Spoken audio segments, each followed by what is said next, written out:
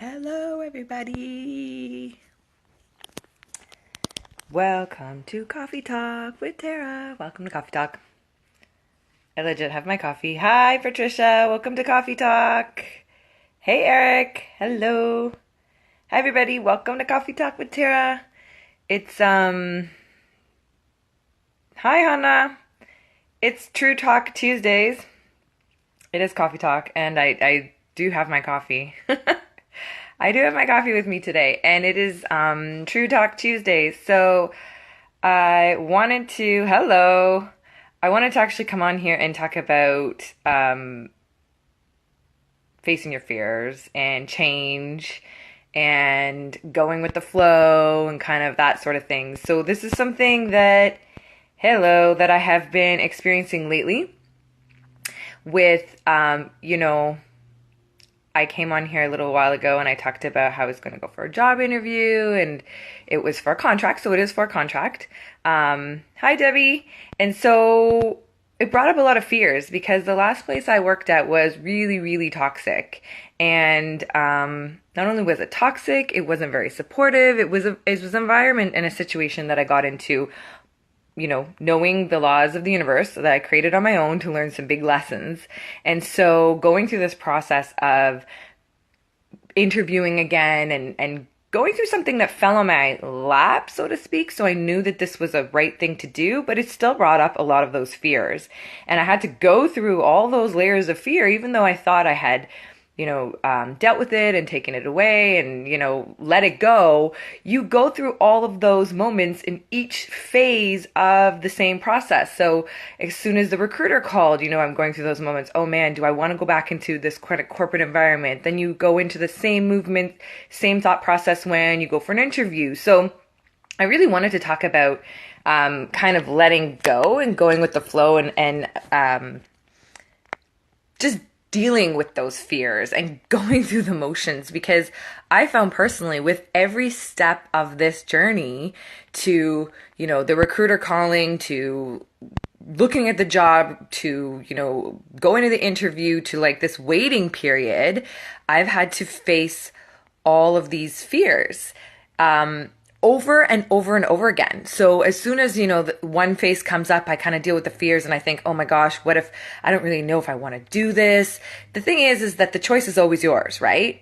But we all have to realize, and this is true talk, that when you do not make a decision, your indecision is a decision.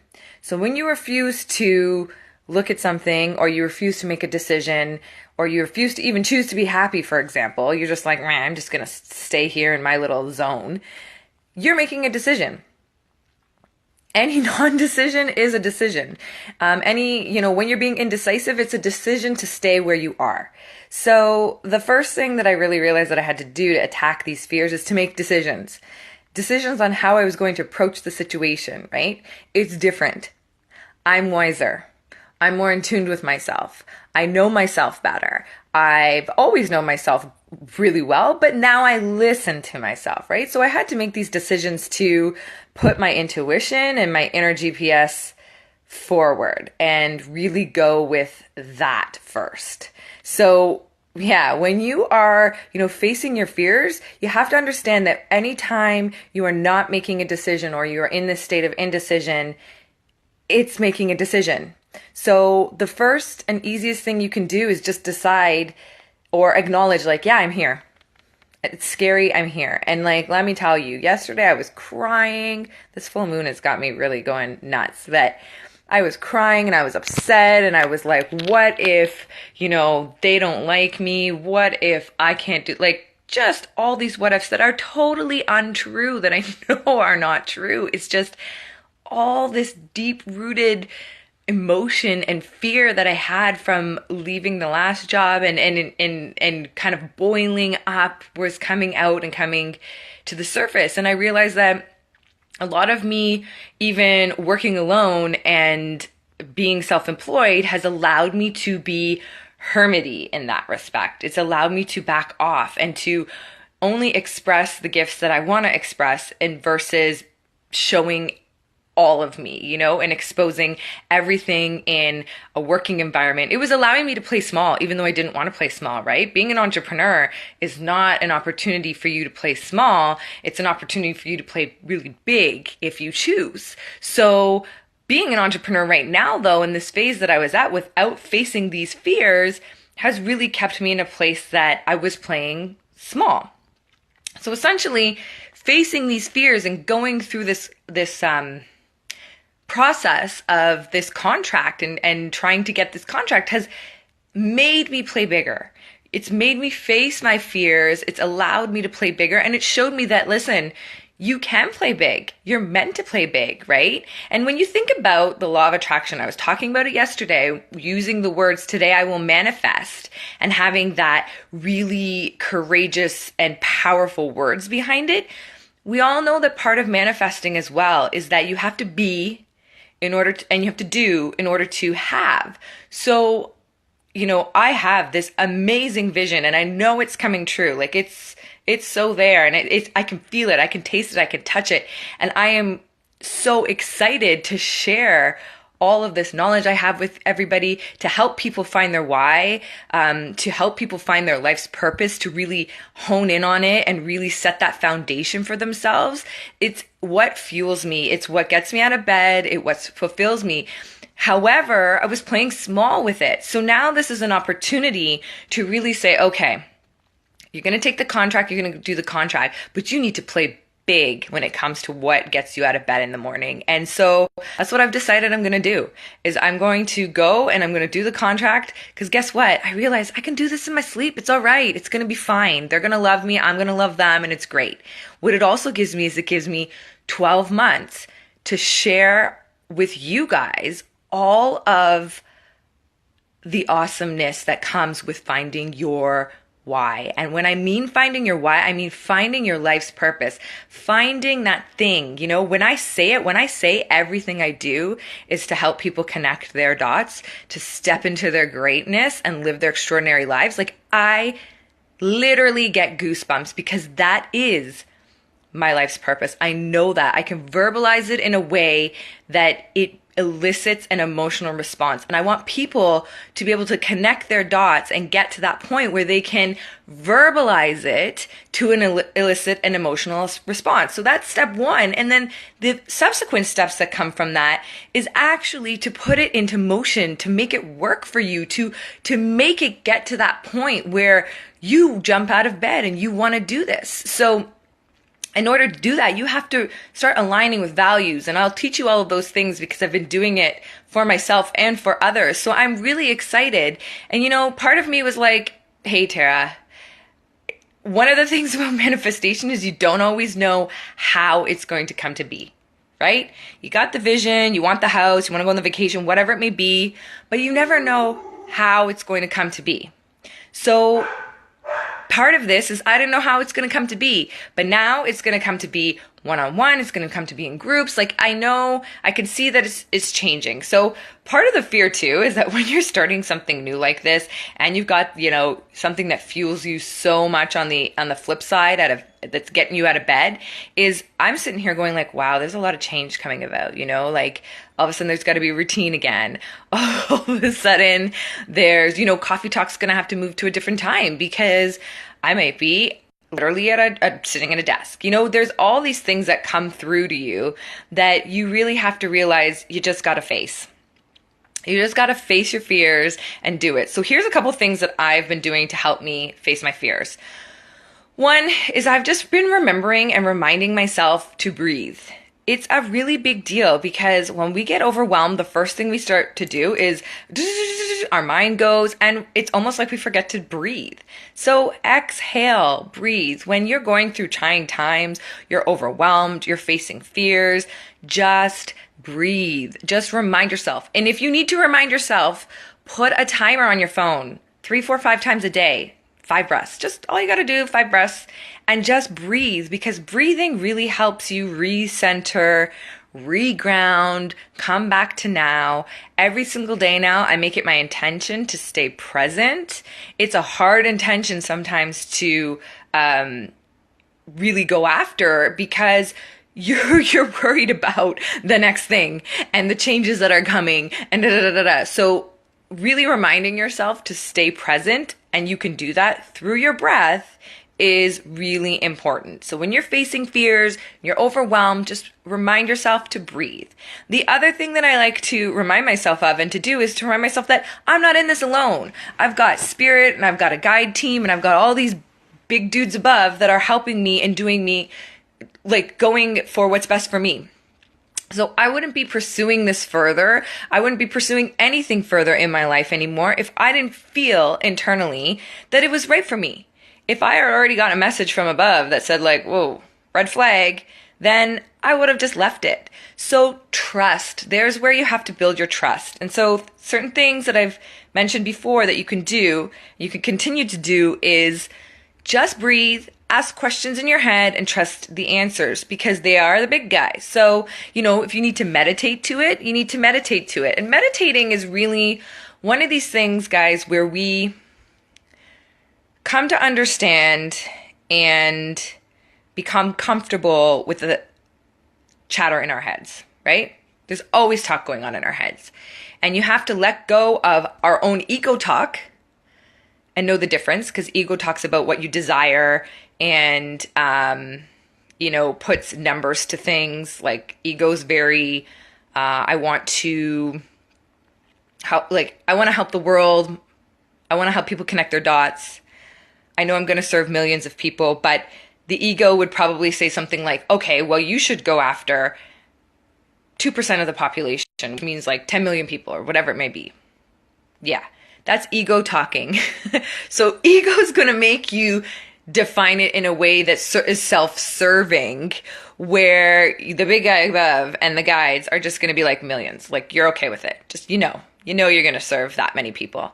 And you don't know how it's going to come, but you just know. So meditation is about clearing that inner chatter and learning how to let the ego go. And so normally when people say to you, center yourself during meditation or clear your thoughts, it's actually because those first thoughts are your ego. All those thoughts of like, I've got this on the to-do list. I've got that onto the to-do list. Oh, why are you here? Oh, no. That's your ego at first, right? So you've got to learn how to get past the ego and just let those thoughts go. When you're starting meditating, a lot of the time they tell you, let your thoughts go, let your to-do list go, let the tasks of the day go. That's all ego being like, hey, where are you going? You shouldn't be going down this path, right? That's kind of ego's thing. So as soon as you can let that go, and I'm telling you, you can easily get it down to letting it go right away, but as you practice, you let that go more frequently, and you allow the ego to relax itself as well, because the ego is just a very small part of you. You allow the ego to relax, and then it doesn't actually have to do that anymore. So in the beginning, you might hear a lot of that, and the key is to just let it go, and letting it go is concentrating on your breath. So in the beginning, I had a really hard time letting it go, and what I had to do is count my breath. Just count in and out. Focus on the breath versus anything else, and ego started to go away. So just know that you have that resource, right? You can ask. You can ask questions. You can go into meditation. Hey, Roxy, we're talking about facing our fears. And so I was just saying that lately I've had to face a lot of fears. And so part of the tools that I've been using is breathing, just reminding to use my breath and to breathe deep, because as soon as we get into fear and overwhelm, we typically just are all over the place. So breathing really brings us back to being present. And the other thing I was saying is to be reminded that we've got this, team and big guy above that we really got to tune into. The other thing that I've been using personally, and it's something that you may or may not get into, is there are other resources and ways to talk to your guides and your spirit team and God. You can pray all the time. You can talk. I know that it's called prayer, what I'm doing, but I'm just having a conversation in my head and I'm getting answers and I'm feeling great. The other things that I do is I do use other reference tools. So you can use things like cards. Some people may call them tarot cards. Some people may call them angel cards. Some people may call them whatever. Basically, anytime you're using cards specifically that are for this realm, and you can get them at Chapters, you can order them on Amazon.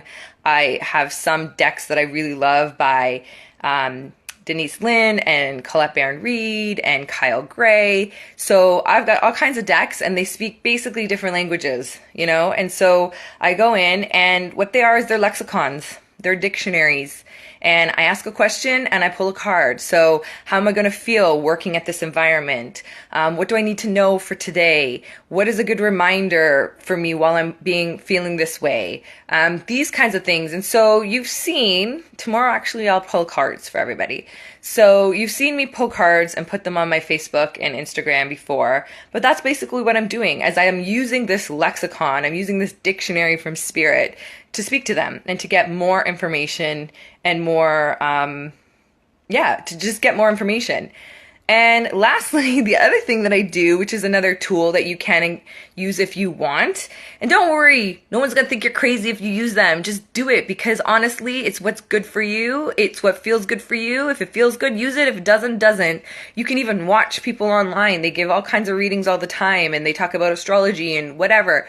Just, you start to piece your own thing together to make your journey feel good for you.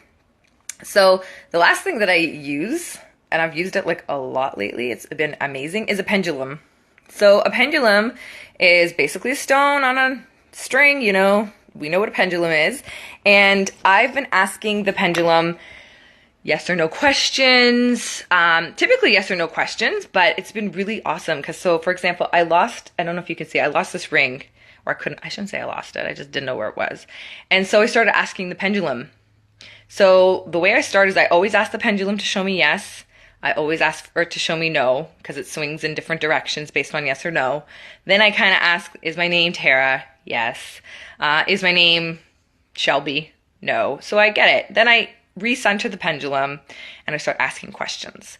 Yes or no answers are the best. Is this right for me? Yes or no. Is this my next best move? Yes or no? Because that provides really quick and easy clarity. So for the ring specifically, I was like, did I lose the ring? Is it like someplace that's not in my house? I got no. Okay, great. Is the ring in my room? Got yes. Okay, great. Is the ring, and I started to go around my room and be like, is the ring on the bed? No. Under the bed? No. Is it here? No. Is it there? And guess what? I found the ring by going around and asking yes or no answers. Now, some people think like you can manipulate it, which to a degree, I suppose you can. It's used on your energy. And I've come to a point now where when I use a pendulum or cards, I feel the energy within my hands. So, you know, again, as you build up the trust and as you learn how to use cards, pendulums, or other sort of tools to speak to your team and your guides and the big guy above, then you will become more and more comfortable with using them. So if you have any questions about that, let me know. But again, when you are facing your fears, it's just really important to take a step back, breathe, ask questions to your team, know that you're not in this alone. You're in this with, you know, your spirit guides, higher powers. And so as soon as can you do that with your body's energy too? Yes, you can. Do you mean using the pendulum with your body's energy? Which you can. Or do you mean going, like using your body's energy for a yes or no? Because using your body's energy for a yes or no is easy too. Or I shouldn't say it's easy, people need practice, but that would be, energetically speaking, that's basically using your emotions as a guide. I actually really do want to talk about emotions this week, so let's do that either tomorrow or Thursday, because I want to explain to you guys how every emotion holds a frequency. My body going forward, meaning yes or no. Yeah, you can. You can actually use a pendulum to speed up your metabolism. It's a little more, not complicated, but I kind of draw something out on the floor. So what I'll do is I'll let you know, Debbie, when I'm going to talk about that, because I will talk about using the pendulum to speed up your metabolism. and I will show you how to do it. So I will bring my pendulum and what I draw out. Oh, yes, you can use your body. There are people actually that do that. It's called body talk.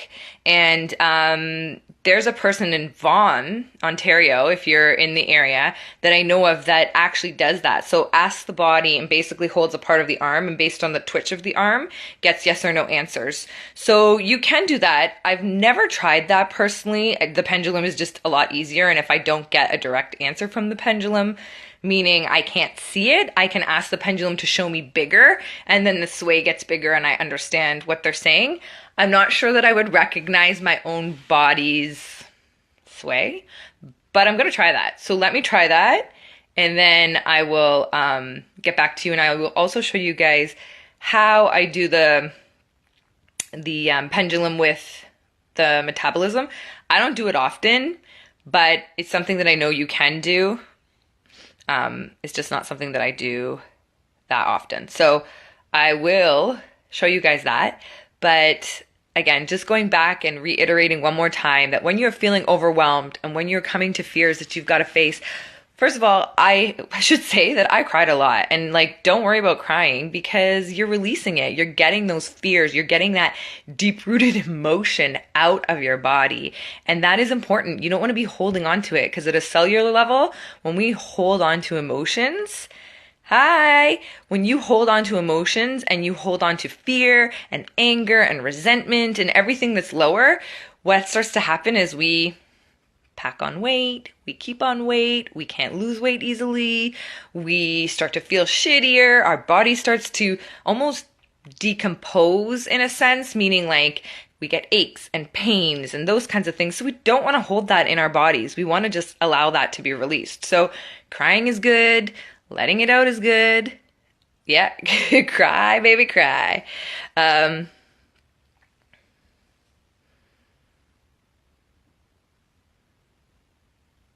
Oh, that's so cool. So Debbie says she uses it all the time, where she literally sways from front for yes and back for no. So I would assume, Debbie, that if you're using your body like a pendulum, you'd have to do the same thing in asking it to show you what yes is prior and what no is prior. So every time I start with the pendulum, I ask the pendulum to show me yes. And it sways for me front and back, but I've had other people hold my same pendulum and ask them to show them yes, and it's a different direction. So if you're going to try using your body as a pendulum, I would suggest to everybody first to start off with asking your body to show you what yes is in terms of the sway and no is, so that you know. Very cool. Yeah, and that's awesome. I'm going to try that as well. But hey, we're having a really awesome conversation. Thank you guys for tuning in. I love it. So again, when you are overwhelmed and you are facing your fears, allow them to come out. Allow them to come to the surface, because awareness is so big. Allow them to come to the surface. If you need to cry, cry. Release it. You don't want to be carrying on that anymore. Let it go. Set your timers if you need to, or set a reminder in your calendar to breathe, because when we're in these states, we forget that and we don't breathe deeply. We're rushed. We're thinking about the next task. We're thinking about all the change that's going to come. We're thinking about all the shit that happened many years ago, so we're living in the past. Allowing ourselves to take that time to breathe allows us to stay in the present moment, which is really where our reality is made, is in the present moment, right? In these moments, we're already making our future. So in these moments is where we want to stay. Set yourself a reminder in your phone and take a couple deep breaths each day at on the 10 of the hour or something like that, right? So just breathe. It's really important. Breathe, be present, because that breath will help you be present. And while you're doing those breaths, that's when you can really be asking the questions like, what's my next move? Is this for me? Trust me, I've asked like a million times, is this for me? Is this, I thought I was going to have this course already online, and I'm already getting like, no girl, you're not doing this online. So, hey, I just had to let it go. It's an adventure now, right? Breathe, ask the questions, listen, meditate. guided meditations are really, really good, especially when you're in a state of overwhelm and fear, because they keep your mind focused on something. When you get to a point where you're more advanced and you can meditate with just music or nothing, then great, good for you. But for the moment, if you're in that state, I highly recommend a guided meditation because it gives you something to focus on and allows your brain to be more present on those words. And to be honest with you, I don't meditate in silence all that often, period, just because it's really difficult. My mind just really quickly can wander. And so I at least have some background music on. But you come to a point where you learn what feels right for you. So getting a phone call right now. I don't know if it's going to buzz for you guys. Anyway, just staying present, realizing that you've got this team, and really always understanding that you have a choice and that indecision is a choice. So when you are going through these moments and you are not making decisions because you're feeling overwhelmed or you're feeling fear or you're feeling anxiety, that in itself is a choice. You just made a decision there. You made a decision to stay in that space. And so perhaps you can move it to the next decision of, okay, I'm here. Let me write pros and cons. Let me, try and get to the next up the emotional scale. So let me try and find some gratitude here. Let me, we really have to program our minds to be into that. So awesome coffee talk, everybody. Thank you so much for joining. I will be on tomorrow. And tomorrow I think I'm going to pick cards. I think that would be a good idea. I'll show you guys how I pick cards. And then we'll go from there. So we'll talk about cards. We'll talk about pendulums in the future. We'll talk about the weight loss with the pendulum. I'm going to write down a whole list. Actually, I probably will watch the replay and write down a whole list of stuff that we talked about that we can talk about in further on future coffee talks. So have a great day, everybody. And I hope that you smile today. Stay positive. Choose happy. Okay? Bye. Yeah, stay present, breathe deep, and stay present. Bye, guys.